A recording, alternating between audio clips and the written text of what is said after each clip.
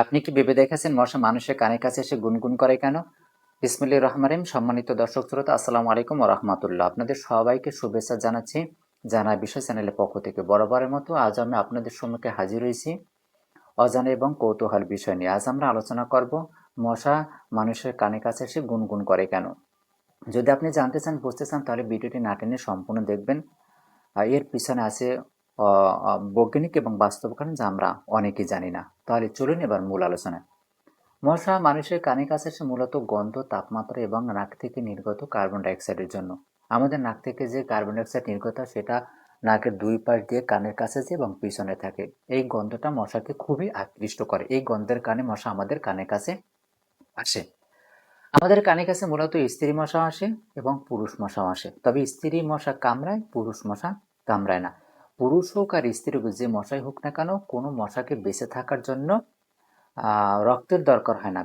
তারা ফুলের মধু খেয়ে বেঁচে থাকে। একমাত্র স্ত্রী মশাটাই রক্ত খায়, কারণ ডিম দেওয়ার জন্য, বাচ্চা দেওয়ার জন্য তাদের রক্তের প্রয়োজন হয়। মশা মূলত মোটা মানুষ এবং গর্ভবতী মহিলাদেরকে বেশি কামড়ায়, কারণ তাদের নাক থেকে কার্বন ডাইঅক্সাইডের পরিমাণ বেশি নির্গত হয়। তাছাড়া ও পজিটিভ এবং বি পজিটিভ রক্তের গ্রুপের মানুষকেও বেশি কামড়ায়, কারণ তাদের ভিতর থেকেও কার্বন ডাইঅক্সাইডের পরিমাণ বেশি নির্গত হয়। তাছাড়া মানুষের শরীর থেকে ঘামের সাথে ল্যাকটিক, ইউরিয়া এবং অ্যামোনিয়া অ্যাসিড বের হয়, যেটা মশাকে খুব আকৃষ্ট করে। তাছাড়া ও পজিটিভ গ্রুপ এবং বি পজিটিভ গ্রুপের মানুষের রক্তে ত্বকে এক প্রকারের ব্যাকটেরিয়া থাকে, যেটা মশাকে আকর্ষণ করে এবং মশা 100 ফুট দূর থেকেও সেটা বুঝতে পারে। বির চেয়েও ও পজিটিভ রক্তের গ্রুপ মানুষকে বেশি মশা পছন্দ করে। পাশাপাশি দুইজন লোক যদি বসা থাকে এ পজিটিভের এবং বি পজিটিভের, তাহলে এ পজিটিভের লোককে মশায় কামড়াবে না, কোনো প্রকার বিরক্ত করবে না। কিন্তু বি পজিটিভ লোক ওই মশা থেকে রক্ষা পাবে না, তাকে কামড়াবে, বসতে দেবে না, শুতে দেবে না, সবসময় তাকে জ্বালাতন করবে। তবে তাদেরকে যে কামড়াবে তা না, মশা তাদের দেহ পড়বে, কিন্তু তাদের রক্ত মশার জন্য উপযুক্ত না হওয়ার কারণে মশা তাদের রক্তকে খাবে না। আমি নিজে একজন বি পজিটিভ রক্তের গ্রুপের মানুষ। আমাকেও মশা অত্যন্ত প্রকারে কামড়ায়। আমি যখন বসে, আমার চারপাশে মশা ঘুরঘুর করতেছে। আমি এবং আমার পাশে আর একজন এ পজিটিভ রক্তের গ্রুপের মানুষও বসাই দেখছি, কিন্তু তার কাছে জানা আমার কাছে, যেটা আমার একটা বাস্তব প্রমাণ এবং বাস্তব একটা উদাহরণ।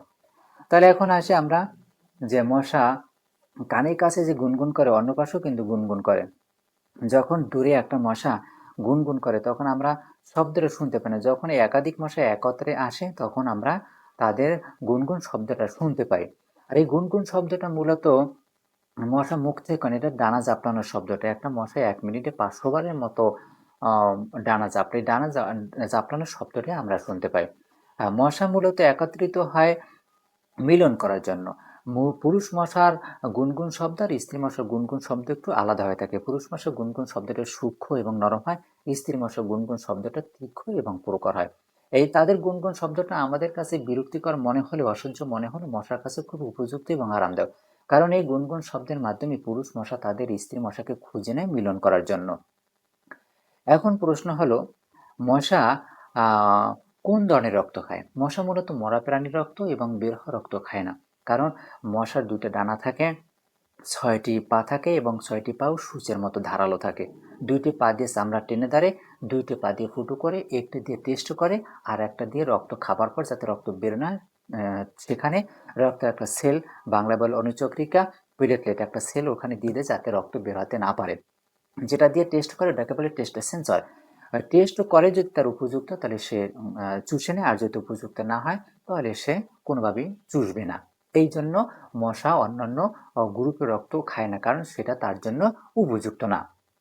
এখন প্রশ্ন হলো, মশা তাহলে প্রতিদিন কতটুকু পরিমাণ রক্ত খায়? মশা 0.002 থেকে 0.005 মিলি পর্যন্ত রক্ত খায়, যা 1 মিলির 500 ভাগের 1 ভাগ সমান। এবং মশা যদি একবার রক্ত খায় 5 দিনের ভিতরে আর রক্ত খাবে না, কারণ ওই রক্ত সে কী করবে, 5 দিনের ভিতরে শরীর থেকে ডিম দেবে এবং ওই থেকে বাচ্চা দেবে। 5 দিন পর যখন ডিম বাচ্চা দেবার পর তার পেট খালি হবে, তারপর সে আবার রক্ত খাওয়ার জন্য বেঁধে হবে। পুরুষ মশা মূলত 7 দিন পর্যন্ত বাঁচে, স্ত্রী মশা মূলত 1 মাস পর্যন্ত বাঁচে। তাহলে পেট খালি হবার পর যখনই আবার রক্ত খাবে, তখন আবার সে ডিম বাচ্চার জন্য বিধিগ্রস্ত হবে। এইভাবেই সে তার আয়ুকাল পর্যন্ত চলতে থাকবে। এখন প্রশ্ন হলো, মিলন করার আগে যদি ওই স্ত্রী মশার দেহে শুক্রাণু থেকে থাকে, তারপর যদি সে রক্ত খায়, তাহলে সে ডিম দিতে পারে, বাচ্চা দিতে পারবে। যদি মিলন করার পর সে রক্ত না খায়, তাহলে সে কিছু দিতে পারবে না। আবার অনেক ক্ষেত্রে মিলন করবার আগেও সে রক্ত খায়, রক্ত খায় তারপর মিলন করে। যদি রক্ত খায় মিলন করতে পারে, তাহলে সে ডিম বাচ্চা দিতে পারে। কিন্তু রক্ত খেয়ে মিলন করে নাই, ডিম দিতে পারবে কিন্তু বাচ্চা দিতে পারবে না। এখন এখানে মূল কথাটা হলো যে বাচ্চা দিতে হলে তার শুক্রাণু লাগবে। আর ওরা একবারই মিলন করে, মিলন করার পর যে শুক্রাণুটা আসে, ওই শুক্রাণুটা ওদের দেহে জন্ম করে থাকে। তারপর আর দ্বিতীয়বার ওদেরকে আর মিলন করার দরকার হয় না। এখন আসল কথাটা হলো, যদি তাদের দেহে বাচ্চা দিতে হয়, তাহলে অবশ্যই তাদের দেহে শুক্রাণু থাকতে হবে। শুক্রাণু ছাড়া তারা কোনোভাবেই বাচ্চা দিতে পারবে না। এই ছিল আমার কাছে মশা সম্পর্কে বিস্তারিত তথ্য। সামনে আমরা আরো অনেক কিছু নিয়ে আলাপ আলোচনা করব। ততক্ষণ পর্যন্ত আমাদের সাথে থাকবেন। ভিডিওটি ভালো লাগলে লাইক দিবেন, কমেন্ট করবেন, শেয়ার করবেন, জানা বিষয় চ্যানেলের সাথে থাকবেন, কারণ জানা বিষয় চ্যানেল সবসময় অজানা তথ্য দিয়ে থাকে। আর জানা বিষয় চ্যানেল সবসময় চেষ্টা করে তথ্য সহজ সরল নির্ভুল যুক্তিভিত্তিক মানসম্মত আলোচনা করতে, কিন্তু আপনাদের সহযোগিতাই আমাদের একমাত্র কাম্য।